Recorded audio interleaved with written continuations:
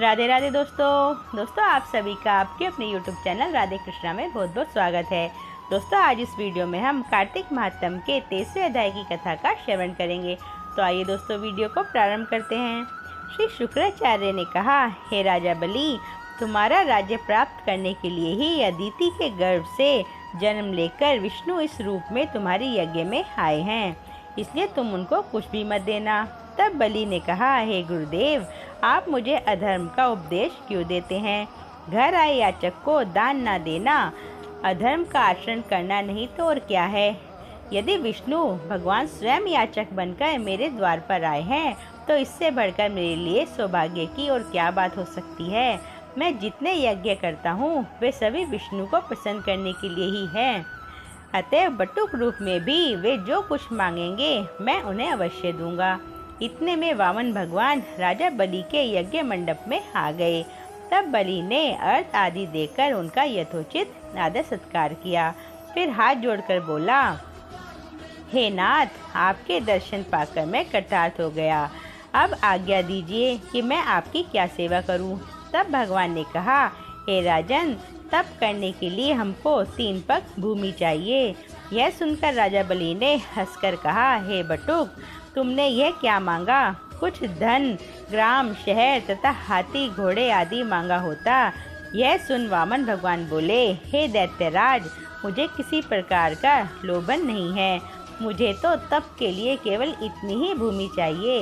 भूमि दान करने वाला जन्म मृत्यु से मुक्त होकर विष्णु के परम पद को प्राप्त होता है।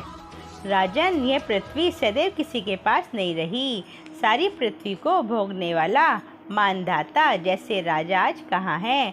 चंचल लक्ष्मी से जो अपना मार्ग सुधारते हैं वे धन्य हैं। सारांश यह है कि भूमि दान से उत्तम ना कोई दान हुआ है और न ही आगे होगा। इस संबंध में मैं तुम्हें एक प्राचीन इतिहास सुनाता हूँ। पहले ब्रह्म कल्प में भद्रमती नाम का एक दरिद्र ब्राह्मण था। उसके श्रुता सिंधु, यशोमती, शोभा, कामनी तथा मालिनी नाम की 6 स्त्रियां तथा अनेक पुत्र थे। सभी भूख से अत्यंत दुखी हो गए। तब दरिद्रता के कारण वह ब्राह्मण सकुटम कौशंबी नामक नगरी में चला गया। वहां जाकर भद्रमती ने सुबोध नामक एक धनी ब्राह्मण से 5 पग भूमि मांगी तो उसने दे दी। इसी 5 पद भूमि दान के कारण उसे सुबोध नामक ब्राह्मण को विष्णु का पद परम पद प्राप्त हुआ। तत्पश्चात एक अन्य ब्राह्मण के मांगने पर भद्रमती ने भी वह भूमि दान दे दी।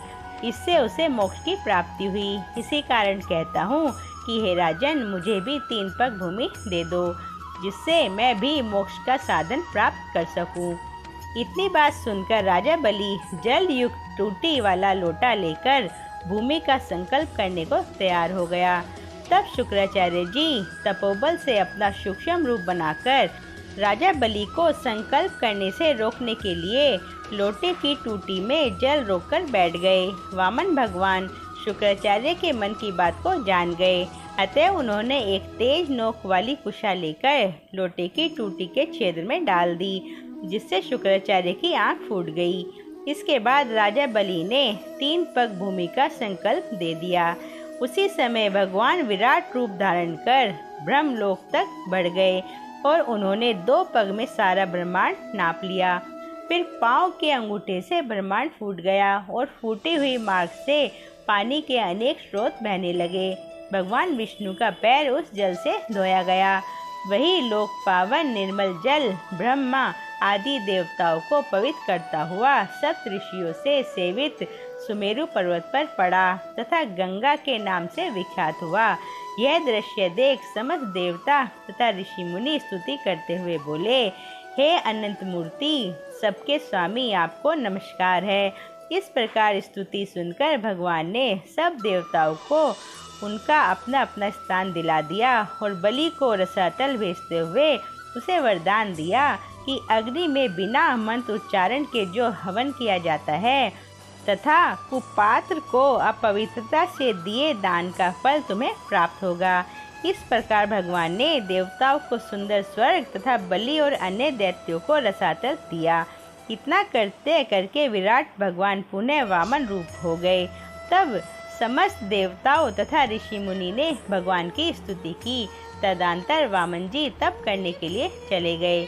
इस प्रकार पतित पावनी गंगा की उत्पत्ति भगवान के चरणों से हुई, जिसके स्नान तथा स्मरण मात्र से जन्म जन्मांतर के पाप नष्ट हो जाते हैं। बोलो गंगा मैया की जय, कार्तिक महात्म की जय। दोस्तों, इति श्री कार्तिक महात्म का 23वां अध्याय संपूर्ण। दोस्तों, अगर आपको मेरी ये कथा पसंद आई हो तो प्लीज़ चैनल को like, share and subscribe. Radhe Radhe दोस्तों।